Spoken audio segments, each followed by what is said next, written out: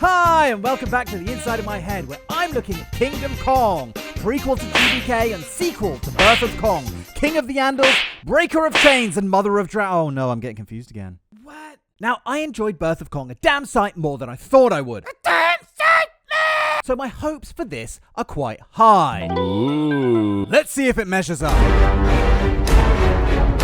We start out following a group of gung-ho Top Guns called G-Team. And I don't know about you, but I always find it hard to find the G-Team. You'll get that reference when you're 18, son.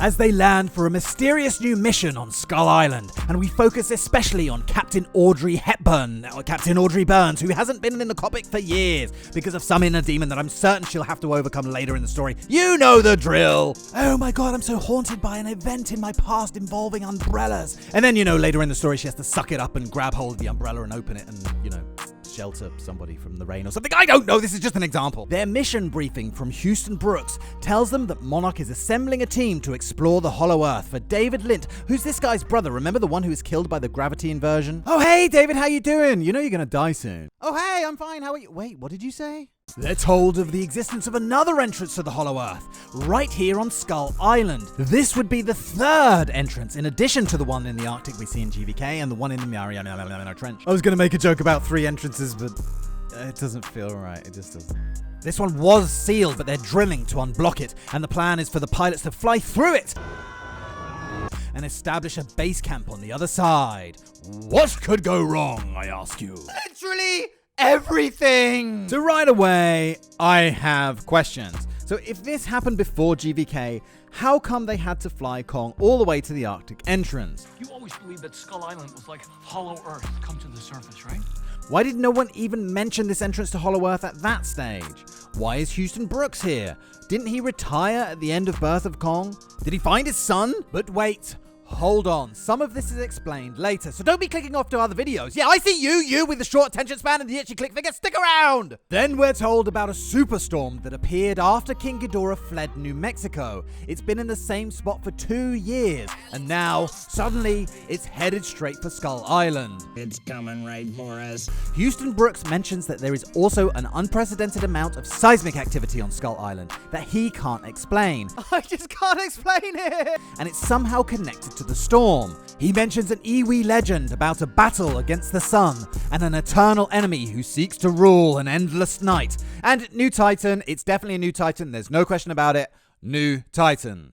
And speaking of which, this shows up and oh god, not a white tiger. Anyone who's seen my Beast Wars review knows how I feel about those. And for f***'s sake, did they just run out of ideas over at Legendary? Let's just stick some antlers on a giant white tiger?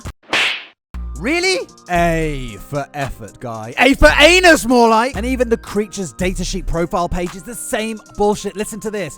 One of the most elegant, ethereal, and mysterious creatures. The Iwis even called it Majesty of the Wind. Now, of course, a white tiger is a stunning animal, but it's people's attitude towards them that annoys me. The thought of all these yoga teachers imprinting their hippy-dippy bullshit on the poor thing. Anyway, Kong must find these things annoying too, and he doesn't care how f***ing rare and how beautiful the thing is, or how many dreadlocked yogis have this as a poster on their wall, because he just picks it up and twists its neck like it's a crispy cold bottle of Sprite.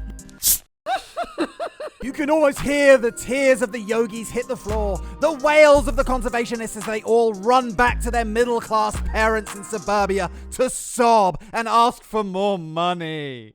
And in the distance you hear a scream carried by the breeze of a red spandex-wearing lunatic.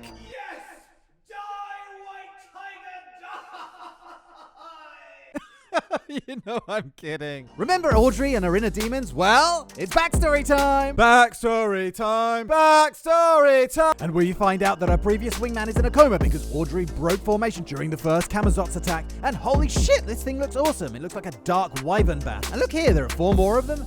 It looks like there's one big one that controls a horde of smaller ones, and according to the datasheet, they all thirst for atomic-rich Titan blood. The larger ones also have a deafening screech that can shatter entire buildings and disrupt the senses of opposing Titans in combat. Anyway, Audrey broke formation, leaving her wingwoman Tam exposed, and she blames herself for what happened to her. It's actually quite difficult to tell from these panels what exactly did happen to her. Actually, on this, somebody mentioned in the comments about Godzilla Awakening about how the artwork wasn't really doing the action justice. Like, it was actually hard to figure out what was going on, and there's really no excuse for that in comic books, but you'd be surprised how often that happens. So the group of pilots go on the first training expedition out into the wilderness of Skull Island, and they encounter a death jackal and a mother longlegs. And Houston witnesses Kong being attacked by psycho vultures before he hypothesizes that maybe it's Kong himself who's upsetting the natural balance of the island. And the earthquakes and the superstorm are the island's way of telling Kong to go back where he came from. After all, he has outgrown his environment and he's too big to hide anywhere, and there is not enough food on here to sustain a creature of this size for very long. There's more inner demon overcoming from Audrey, and Kong finds a stone tablet in a cave, showing one of his ancestors' downfall. In this context, it's set up to make it look like it's at the hands of Camazotz. But of course, we already know that Kong is alive and well in GVK, so there's more to it than that.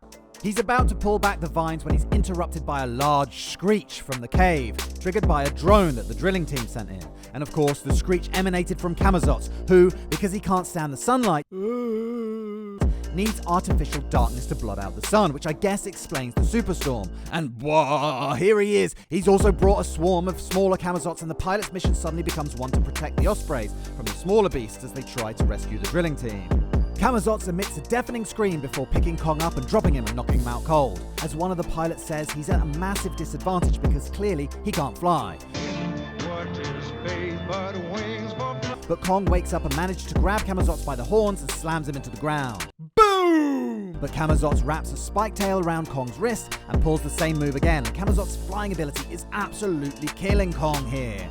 When, Audrey overcomes her inner demons and flies straight past Camazotz's face, and the sonic boom from her jets creates a flash which blinds it. Remember that Camazotz cannot stand light, but I'm not sure this is how a sonic boom works, you know. But whatever. It crashes into the ground and Kong punches it straight back down the hole from whence it came, and all the mini Camazotz follow it. Audrey has to eject, and Kong catches her. Ooh. Anyway, Houston Brooks makes a remark about wanting to retire before explaining that he almost did, but then he found the cave and then decided not to. But what about his son? He hands over operations to Dr. Andrews from GVK, and as Kong is an apex predator and therefore a target for Godzilla, they set about building the containment facility on Skull Island. David Lin, this guy's brother, finally shows up, and he will not be talked out of his mission to go down to Hollow Earth. I want to get squished by gravity! Audrey goes to visit her wingman woman who has miraculously come out of her coma, and we see Gia, who I guess has just been orphaned by the storm, which, even though Camazotz has been sent back down to his hole, doesn't leave or subside. Kong goes back to that cave to finally reveal the other side of that tablet and sees this, and like Godzilla Dominion, it ends with a to be continued. So I don't know if this is to be continued in another novel or if GVK is the continuation. Only time or obsessive Googling will tell. So they answered a couple of my questions, but there is a few things that still stand out, like where is Houston's son? If you haven't seen my Birth of Kong vid, basically, Houston's estranged son gets stuck on Skull Island, but he manages to get a message to his dad, who retires from Monarch and sets off to find him.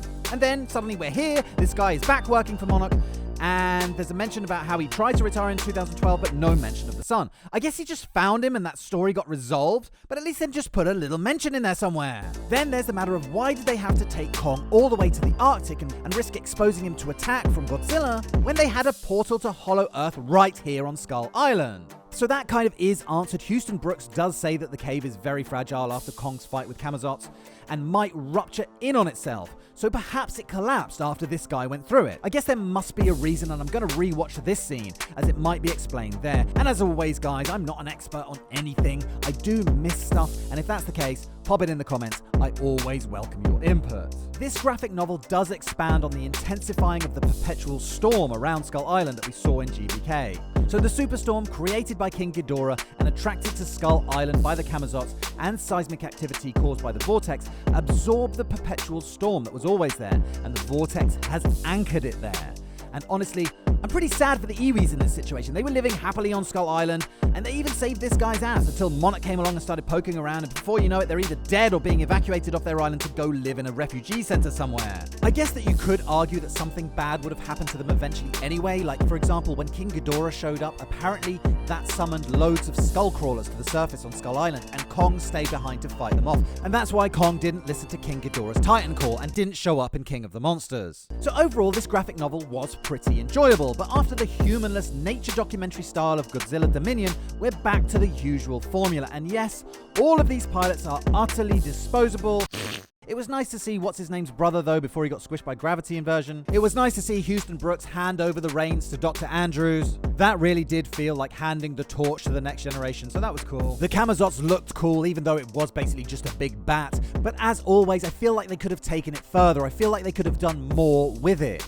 Like, I feel like you should have seen a bit more of the effects of the superstorm on Skull Island, like showing some of the Iwis getting killed, maybe. Because as it stands, Camazotz comes out of the cave, Kong's right there to greet it, and then there's the fight, and then Kong pushes it back down the hole, basically. Anyway, as for Titans, Camazotz and the White Tiger are the only two Titans in this, really. And even though that Camazotz did look cool, I thought that the White Tiger was probably the laziest creature design that I'd ever seen. There was one small death jackal, there was a mother longlegs in there at one point, there was some psycho vultures, but nothing else to speak of, really. And I don't mind reusing the old favorites, there's nothing wrong with that. It's just that after Godzilla Dominion and suddenly we got like 10 new Titans or something like that. I don't know, I guess I was just expecting a few more, but no biggie, it's fine. No biggie, it's fine. The art style for both this and Birth of Kong is really, like, I love it. It has an almost photoreal quality, and sometimes I wonder if maybe they'd started from photographs and then somehow traced over the top, because you really sometimes feel like you're looking at real people. So in conclusion, you should definitely check out Kingdom Kong if you get the chance. If I was going to rank these graphic novels just straight off the top of my head, just in terms of how much I enjoyed them, I would probably put Birth of Kong at the top, actually, which is a surprise to me even.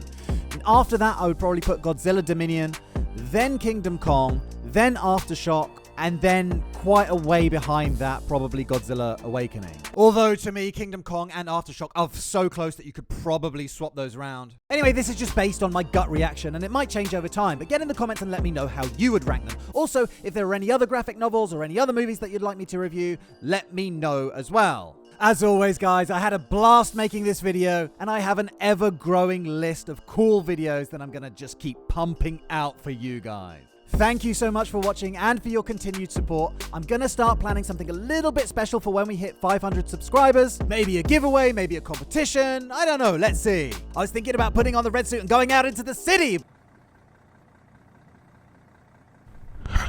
Do you like giant robots? But I might keep that for 1,000 subscribers or 5,000, I don't know. So I'm gonna be back really soon with some more fun stuff. Thank you very much for watching, and cheerio, bye!